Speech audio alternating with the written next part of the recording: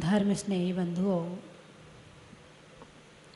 जितने लोग यहाँ बैठे हैं, मुझे सुन रहे हैं, सब धर्मात्मा हैं। अरे बोलिए ना, हाँ या नहीं? है। हमारी कुछ बहनें, कुछ भाई दीक्षार्थी हैं, ठीक है। धर्म क्यों करते हैं? उत्तर दीजिए। धर्म करते हो ना? पूजा करते हो, माला फेरते हो, सेवा करते हो, दान देते हो, वैयावृत्ति करते हो, तीर्थ निर्माण करते हो, सामायिक करते हो, आहार देते हो, यानी ये सब क्रियाएं किसकी हैं? धर्म की हैं। धर्म क्यों करते हैं? ये आत्मा का कल्याण क्या होता है, इसे परिभाषित कीजिए। ये आत्म कल्याण शब्द तो बोल देते हैं, इसकी गहराई में उतरे हो कि नहीं उतरे हो? कि भाई ये बताया था कि शास्त्र में लिखा है कि आत्म कल्याण करना चाहिए। अभी आत्म कल्याण होता क्या है? धर्म करते क्यों हैं? काम कर रहे हैं। स्कूल क्यों जाते हैं? पढ़ाई करने के लिए। जौहरी की दुकान में क्यों जाते हो? ज्वेलरी खरीदने के लिए। कपड़े की दुकान में क्यों जाते हो? हैं? कपड़ा खरीदने के लिए। मंदिर क्यों जाते हो? धर्म करने के लिए। धर्म क्यों करते हो? एक कारण तो होना चाहिए ना।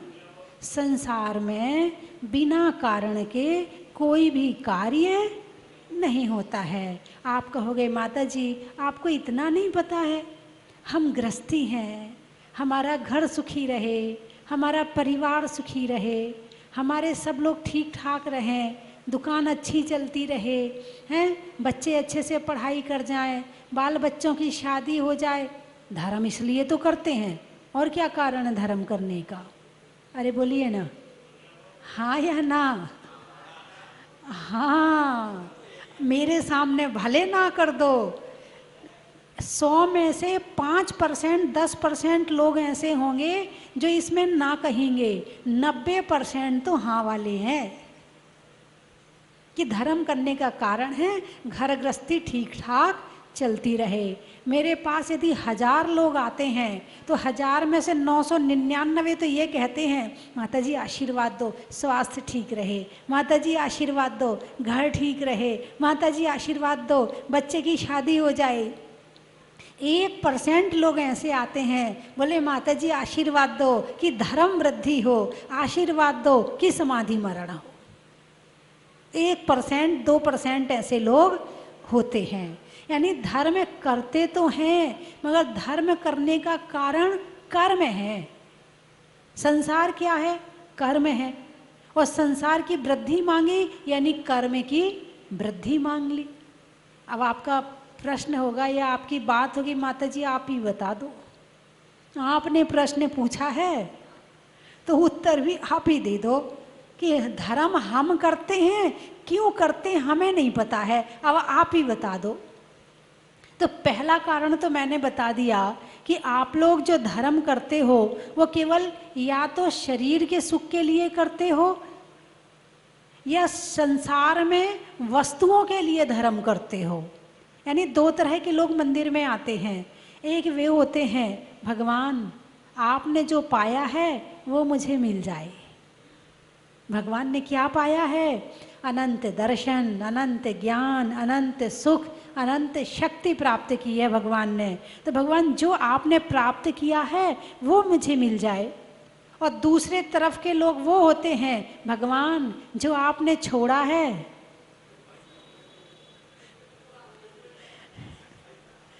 वो मुझे मिल जाए। भगवान ने क्या छोड़ा है?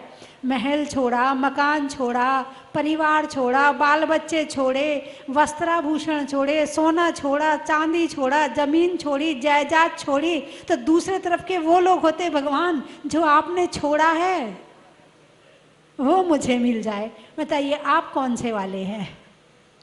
जो भगवान ने पाया है वो चाहिए या जो भगवान ने छोड़ा है वो चाहिए? देख लो, मेरे सामने तो यही कहोगे। अभी प्रभाव क्षेत्र का है, अभी प्रभाव संगति का है, अभी प्रभाव प्रवचन का है, इसलिए कहोगे भगवान जो आपने छोड़ा है वो ही नहीं, जो आपने पाया है वो मुझे मिल जाए, है ना। बंधुओं, धर्म करने का प्रथम कारण है पाप से बचना। क्या कारण है? पाप से बचना। पाप दुख, पुण्य सुख। पाप दुख और पुण्य सुख। क्या चाहिए? सुख चाहिए। सुख चाहिए तो क्या करें? पापों से बचो। दूसरा कारण पुण्य की प्राप्ति। दूसरा कारण क्या है? आप चाहोगे तो भी पुण्य मिलेगा, नहीं चाहोगे तो भी पुण्य मिलेगा। इसलिए पहले कारण को पकड़ लेना, पाप से बचना। क्या कारण है धर्म करने का? पाप से बचना। पाप से बचना है तो पुण्य में अपने आप, यानी दीपक जलेगा तो अंधेरा डंडा लेके भगाना पड़ेगा क्या? है कि भाई चलो दीपक तुम जलाओ, मैं डंडा लेके खड़ा होता हूँ। जैसे ही दीपक जलेगा मैं डंडा से भगा दूंगा सारे अंधकार को। ऐसा करना पड़ता है क्या? नहीं। क्या करना पड़ता है? कुछ भी नहीं करना पड़ता।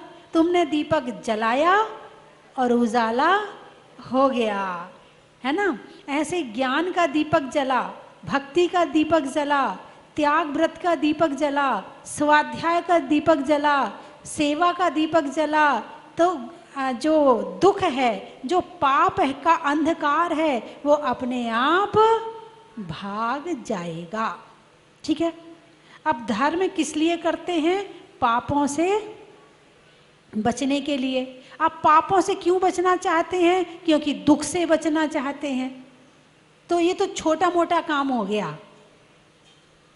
जैसे कि एक दुख से बचे, दूसरे दुख से बचे, तीसरा खड़ा है, तीसरे को से बचे, चौथा खड़ा है, चौथे से बचे, पांचवा खड़ा है। यानी एक दुख से, यहाँ दुखों की कमी नहीं है, लाइन लगी पड़ी है दुखों की। जैसे कर्म है, विश्रोपचय कर्म किसे कहते हैं? यानी कि लाइन लगी है कर्मों की, तुम भाव बनाओ और हम आके चिपके। ऐसे कर्मों की लाइन लगी पड़ी है, कहीं से आना नहीं पड़ता है, यहीं खड़े हैं सारे कर्म, तुम भाव बनाओ और वो चिपके। इसको कहते हैं विश्रोपचय कर्म, इसे कहते हैं। ऐसे ही दुखों की लाइन लगी है, तुम एक दूर करोगे। अरे बोलिए ना, तुम्हारे सिर में दर्द हो रहा है, तुमने सिर की गोली खाई, क्या हुआ? गैस बन गई।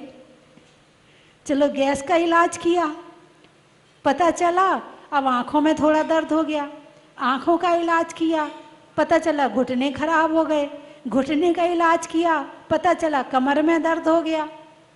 अरे बोलिए ना, हैं? यानी दुख लाइन से खड़े हैं, तो एक को हटाओ दूसरा, दूसरे को हटाओ तीसरा, तीसरे को हटाओ चौथा, तैयार खड़े हैं। बचपन से अभी तक क्या कर रहे हो? बचपन से लेके अभी तक क्या किया है? दुखों के भगाने के अलावा कोई और काम किया क्या? नहीं किया है। खत्म हुए? नहीं हुए। जैसे एक माली था, उसने एक बगीचा लगाया, तो एक बार उसे बाहर जाना था, तो बाहर जाने के लिए अब पेड़ों को पानी कौन दे? यदि पानी नहीं मिलेगा पेड़ सूख जाएंगे। तो माली ने अपने बेटे से कहा, बेटे मैं बाहर जा रहा हूँ, तो एक काम कर देना, पेड़ों को पानी दे देना।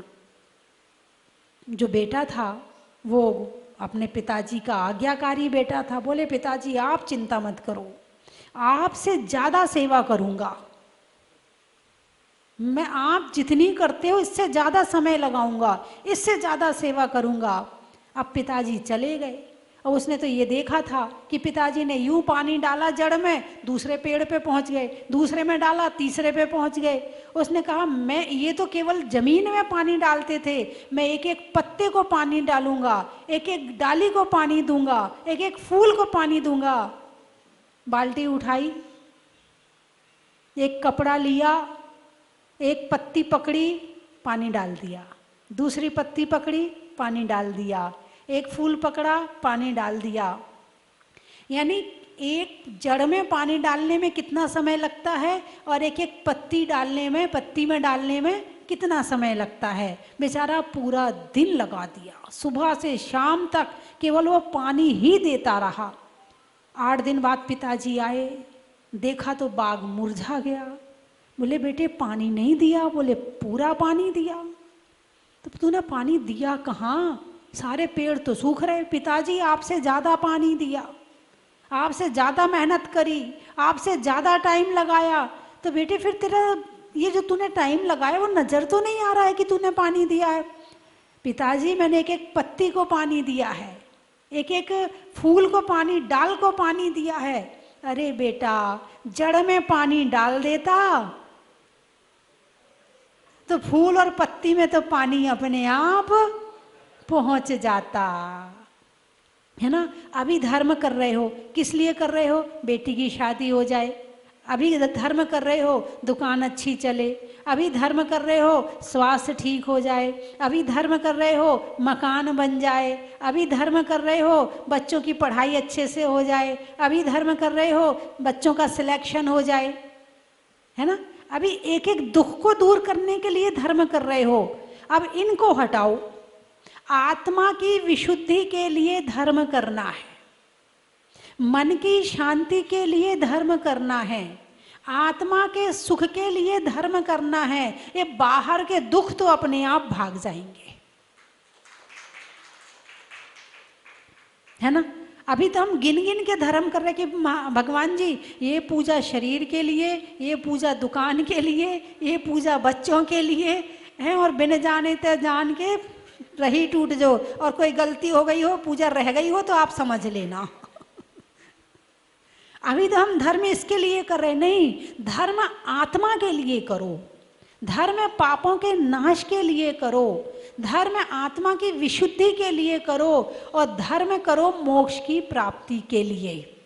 और जहाँ मोक्ष की प्राप्ति के लिए आपने भाव बनाए तो ये संसार के छोटे मोटे दुख हैं, ये अपने आप भाग जाएंगे, भगाने की जरूरत नहीं पड़ेगी। ज्ञान का दीपक जलाओ तो अज्ञान का अंधकार अपने आप भाग जाता है। ये है धर्म करने का कारण। क्या कारण है? अच्छा मोक्ष जाना है। हमारी बहन जी दीक्षा ले रही हैं, क्यों ले रही हैं? अरे बोलिए ना भाई, उद्देश्य तो होगा ना। बिना उद्देश्य के तो इतनी कठिन तपस्या करेंगे नहीं, उद्देश्य तो होगा ना। क्यों ले रहे दीक्षा? हैं? समाधि। समाधि क्यों करना? भाई समाधि अभी संसार में ही है, समाधि का मतलब भी संसार ही है, तो समाधि क्यों करना? मोक्ष जाने के लिए, है ना। तो हमारी यात्रा शुरू कहाँ से हुई थी? निगोद से। कहाँ से शुरू हुई? निगोद से। हम कहाँ से निकले हैं? निगोद से। और कहाँ पहुँचना है? मोक्ष पहुँचना है। तो क्या ये यात्रा सहज सरल है? निगोद से निकले हैं तो क्या सीधे डायरेक्ट हम मोक्ष में पहुँच सकते हैं कि सीधे निगोद से निकलें और सीधे मोक्ष में पहुँच जाएं? ऐसा संभव है? ऐसा पॉसिबल है? नहीं। इतने स्टेशन मिलेंगे, इतने स्टेशन मिलेंगे, और इतने बड़े बड़े स्टेशन हैं कि स्टेशन में घूमते घूमते तुम्हें ये लगेगा कि मुझे अब गाड़ी में तो चढ़नी नहीं है, ये स्टेशन ही मेरा घर है। मान लो निगोद से निकले, जल कायिक जीव बने, ठीक है, एक इंद्रिय में जाएंगे ना। पहले तो क्रम तो यही है। आक्रम बहुत कम जीवों के साथ होता है, क्रम ज़्यादातर जीवों के साथ में होता है। तो सबसे पहले मान लो हम जल कायिक जीव बने और एक समुद्र में बन गए। अब उस समुद्र में बस आयु पूरी हुई, फिर वहीं जन्म ले लिया, फिर मरण किया, फिर वहीं जन्म ले लिया, फिर मरण किया, फिर वहीं जन्म ले लिया। एक शहर का या एक देश का तट पूरा करने में हजारों वर्ष लग जाएंगे। और कितना समुद्र कितना बड़ा है। यदि समुद्र में जितना स्थान है, हर स्थान पर हम जन्म लें, समुद्र के जहाँ जहाँ पानी है वहाँ वहाँ हर स्थान पर जन्म लें, कितना समय लगेगा? अरे बोलिए ना। उसमें असंख्यात काल, अनंत काल बीत जाएगा एक समुद्र में। और समुद्र कितने हैं? असंख्यात द्वीप हैं और असंख्यात समुद्र हैं। जल कायिक में चले गए, वहां से निकलना मुश्किल। अग्नि कायिक में चले गए, वहां से निकलना मुश्किल। वनस्पति में चले गए, वहां से निकलना मुश्किल। पृथ्वी कायिक बन गए, वहां से निकलना मुश्किल। वायु कायिक बन गए, वहां से, यानी इन पर्यायों में जहां चले जाएं वहीं से निकलना मुश्किल है, क्योंकि पुरुषार्थ तो है नहीं। वहां कुछ कर तो सकते नहीं। यहाँ तो आप पुरुषार्थ कर सकते हो, यहाँ तो आप पूजा कर सकते हो, भक्ति कर सकते हो, दान दे सकते हो, यहाँ वैयावृत्ति कर सकते हो, ध्यान कर सकते हो, स्वाध्याय कर सकते हो, सामायिक कर सकते हो। एक जल का एक जीव क्या कर सकता है? जीवन है तो जी लिया, मरण आया तो मर लिया। क्या है? हैं?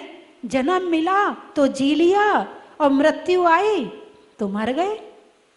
वहां तो यही है ना, इससे ज्यादा कुछ भी नहीं है। अपने हाथ में कुछ भी नहीं, एक इंद्री में कुछ नहीं है। फिर बड़ा एक समय आया, काल आया, कुछ विशेष उपलब्धि आई, काल पुरुषार्थ, काल लब्धि आई, एक इंद्री से निकले तो दो इंद्री बन गए। क्या बन गए? दो इंद्री। बड़ा पुण्य आया होगा उदय में, तब एक इंद्री से निकलकर दो इंद्री में प्रमोशन हुआ। लट बन गए, कैचुआ बन गए, चलो थोड़ा तो प्रमोशन हुआ। जिह्वा मिल गई, घूम चलना फिरना मिल गया, खाना पीना थोड़ा उससे विशेष हो गया। तीन इंद्रिय से निकले तो चींटी बन गए, अपने पसंद का भोजन कर सकते हैं। अरे बोलिए ना, कैसे? मिठाई कहाँ रखी है तुम्हें पता ना हो, वह चींटी को पता है? अपना पसंद का भोजन कर लेती है जाके। इतना तो आगे बढ़ गए। फिर चार इंद्री बने, मच्छर बने, मक्खी बने। तो मच्छर बने, फिर क्या हुआ? मच्छर क्या करता है? तुम्हें गाना सुनाता है? नहीं सुनाता? सुनाता है ना। घूम घूम के चारों तरफ गाना सुनाता है। उसके बाद फिर डंक मारता है, खून पीता है। क्या पसंद है उसे? खून पसंद है। यानी आप ये देखो, दो इंद्री भी मांसाहारी, तीन इंद्री भी मांसाहारी, चार इंद्री भी मांसाहारी। इनमें ज्ञान नहीं है लेकिन मांसाहार है। शाकाहारी होना बड़ा पुण्य का उदय है, बहुत पुण्य का उदय है जो आप शाकाहारी बन के बैठे हो। फिर पंचेंद्री बने, चूहा बने। तो चूहा भी क्या समझते? शाकाहारी है। चूहा भी मांसाहारी है, बिल्ली भी मांसाहारी है, कुत्ता भी मांसाहारी है। ये शाकाहारी जानवर, गाय, भैंस, है ना, हाथी, घोड़ा, बंदर और तुम्हारे हिरण। बंदर भी मांसाहारी है, जुआ खाता है। लो, बंदर का भी मामला साफ। पंचेंद्री बन गए, संगी बन गए, मन मिल गया, लेकिन अभी योग्यता धर्म करने की नहीं आई। फिर कोई पुण्य का उदय आया तो हम मनुष्य बन गए। अब मनुष्य में भी भारत का मनुष्य। कौन सा मनुष्य? अमेरिका में नहीं है, जापान में नहीं है, चाइना में नहीं है, जहाँ धर्म ही नहीं है, जहाँ केवल खाओ पियो और मौज करो, मशीनें बनाओ और मशीनों का उपयोग करो और अपनी जिंदगी खत्म कर दो।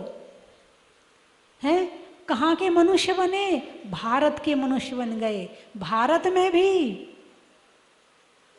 जहाँ पर जिन धर्म है, जहाँ पर हे उपादेय का ज्ञान है, जहाँ पर अनुकूलता है धर्म करने की, मंदिर पास में है, जिनवाणी भी मिल गई, गुरु भी मिल गए हैं, सुनाने वाले भी मिल गए, सुनने की भावना भी मिल गई।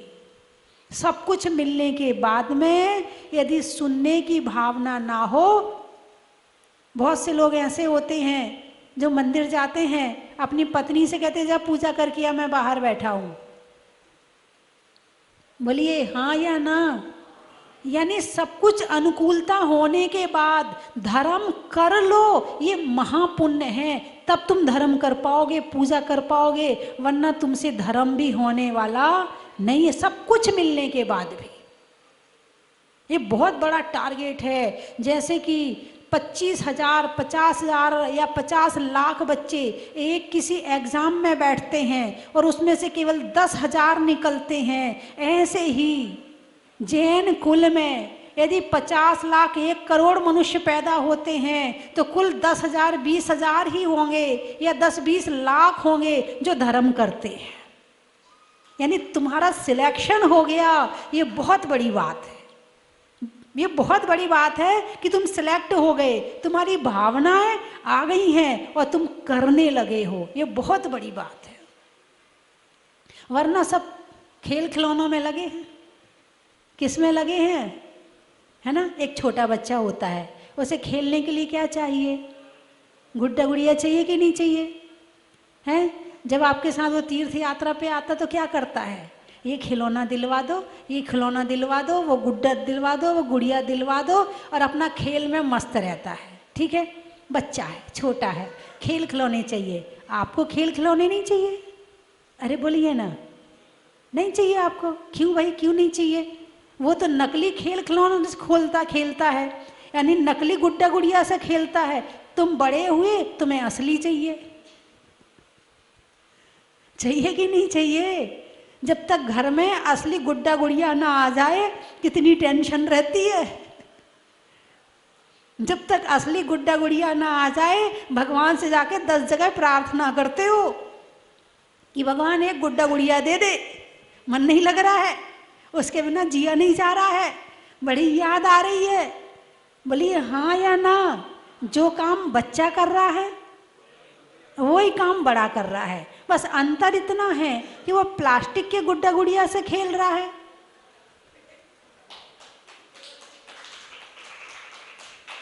और खेल सब रहे हैं।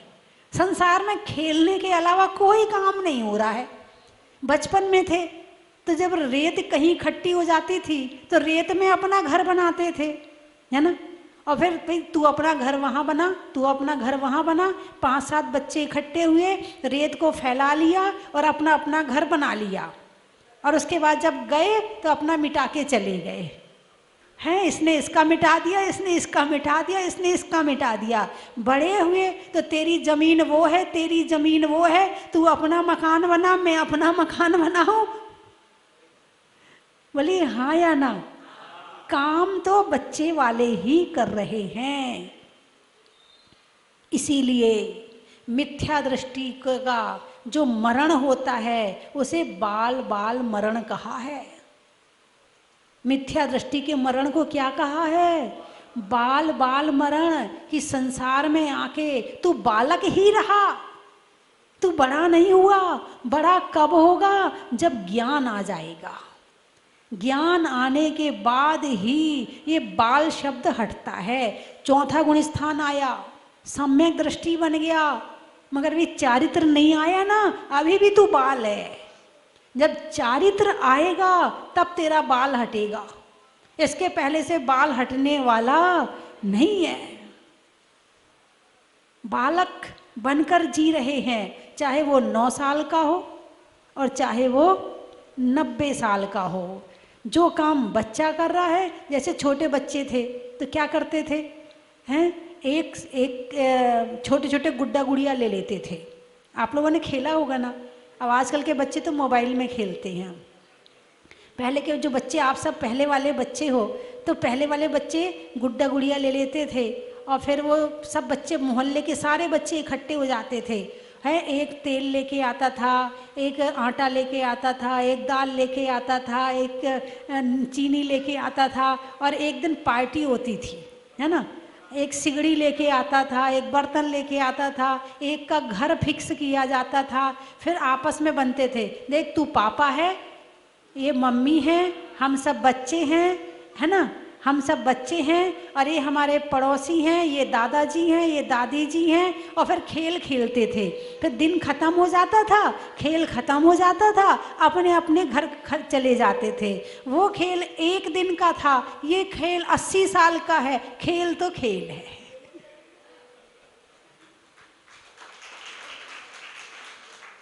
खेल तो खेल है, चाहे एक दिन का हो या 80 साल का हो, खेल तो खेल है। वो बच्चे एक परिवार के नहीं होते थे, अलग अलग परिवार के होते थे। तो तुम्हारे घर में जो लोग हैं वो क्या एक ही परिवार के हैं?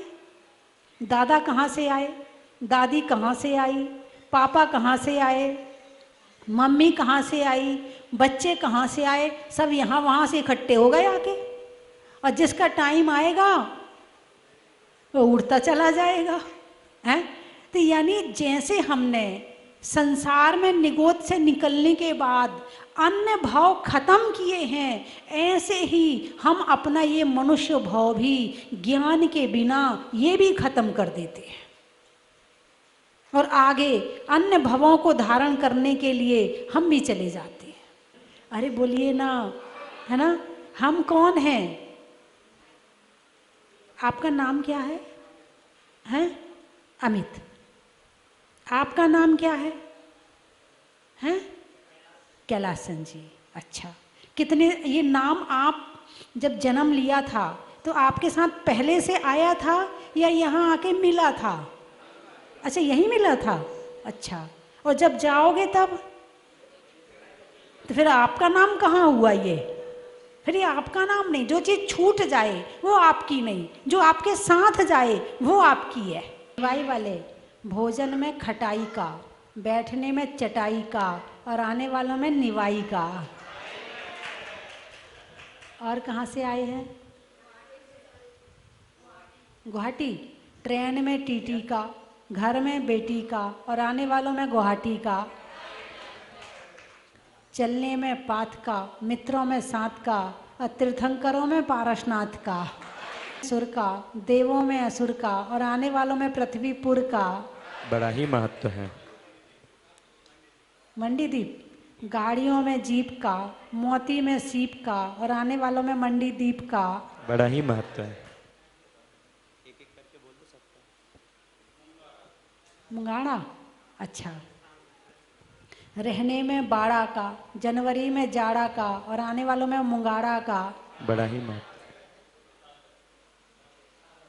सागर।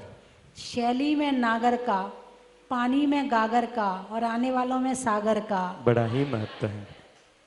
रिश्तों में नाना का, पुर्जों में पाना का, और आने वालों में हरियाणा गुहाना का। बड़ा ही महत्व है। अब बहुत दिन के बाद शक्ल बदल जाती है। तिलक लगाओ, इनके गले में माला पहनाओ, ये है संस्कृति भारत देश की, ये है संस्कृति भारत देश की।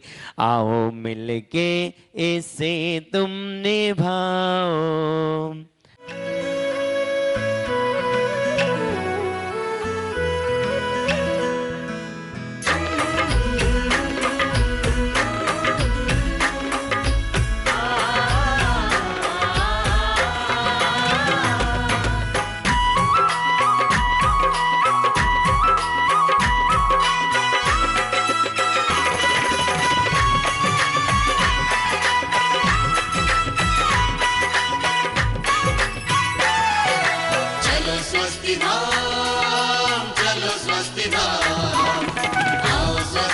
जरा सोच लो समझ लो भैया,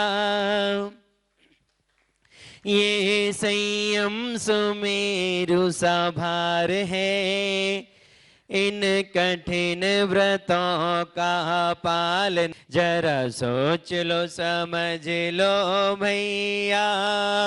ये संयम सुमें कठिन व्रतों का पालना बच्चों का नहीं खिलवाड़ है। कोशे हजारों पारों पैदल चलना, हाथों से केश लॉन्च करना, लेने को एक बार आहार लेना, उसमें भी अंतराय पालना। साधु बनने में कष्ट अपार है, कहो आत्मा तुम्हारी तैयार है।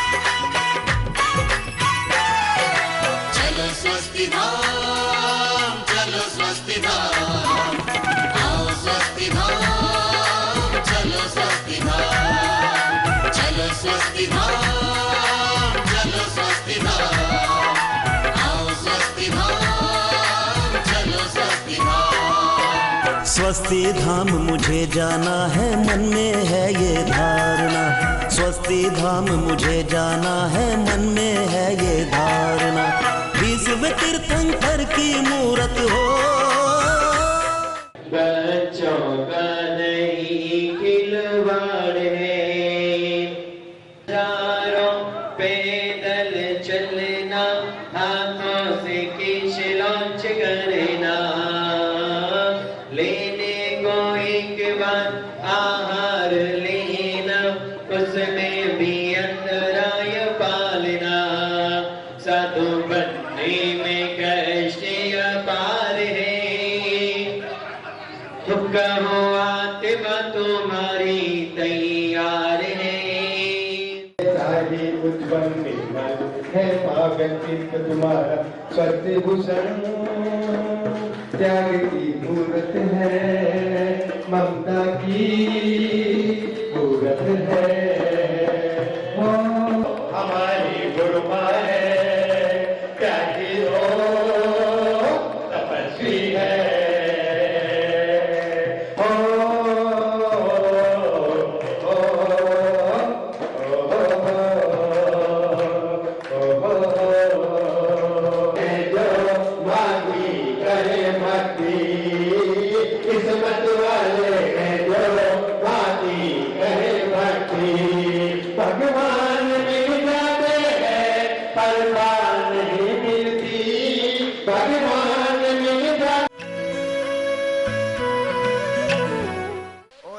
दर्शन करने के लिए, और दर्शन बहुत बढ़िया, हम पहले भी आ चुके थे, और यहाँ की व्यवस्था बहुत बढ़िया है, बहुत बढ़िया है। सब तरह की खाने की, पीने की, रहने की, और भगवान की पूजा पाठ करने की तो बहुत ही अच्छी व्यवस्था है। सौभाग्य प्राप्त हुआ माता जी के दर्शन करने का, प्रभु के दर्शन करने का। इससे बड़ा सौभाग्य कुछ हो नहीं सकता।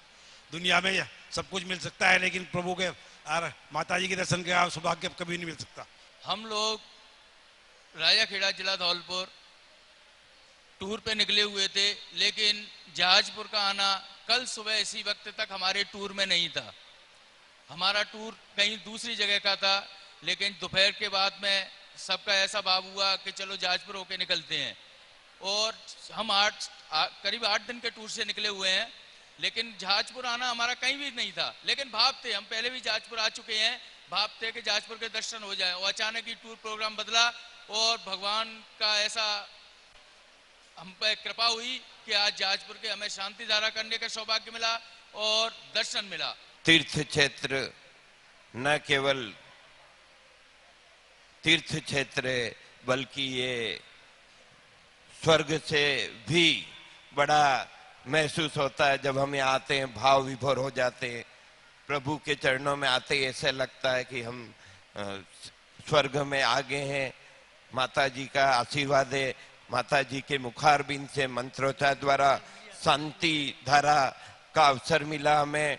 और हम खेरवाड़ा से कल ही निकले बुंदेलखंड की यात्रा पे, और आज प्रथम शांति धारा अभिषेक का लाभ मिला है।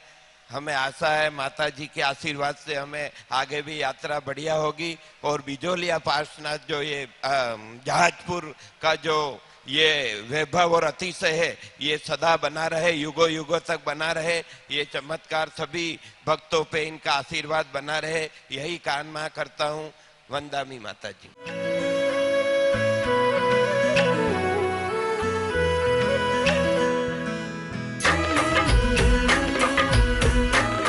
जन की थाल को सजाओ रे आज, रत्नों की थाल को भर लाओ रे आज। आओ आओ करे रे गुणगान आरती भगवन की। आओ आओ करे गुणगान आरती भगवन की। आओ आओ करे रे गुणगान आरती भगवन की।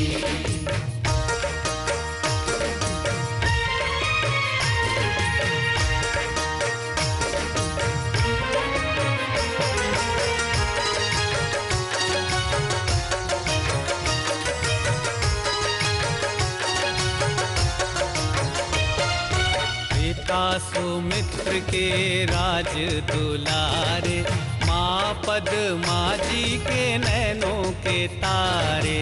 पिता सुमित्र के राज दुलारे, माँ पद्मा जी के नैनों के तारे। राजगृही में जन्म लियो आप, राजगृही में जन्म लियो आप। आओ आओ मनाए खुशी। हर वर्ष की तरह इस वर्ष भी परम विदुषी लेखिका गणिनी आर्यका 105 श्री स्वस्ति भूषण माता जी की प्रेरणा से सिद्ध क्षेत्र सोनागिरी जी में भगवान श्री चंद्रप्रभ जी की छाया में पर्युषण महापर्व पर संस्कार साधना शिविर लगाया जाएगा। आवास एवं भोजन की व्यवस्था निःशुल्क है। भाग लेने इच्छुक अपना नाम शीघ्र लिखवाएं। संपर्क सूत्र 9425109179, 9425120146, 9993363242। हिंदी 9425109179, 9425120146, 9993363242।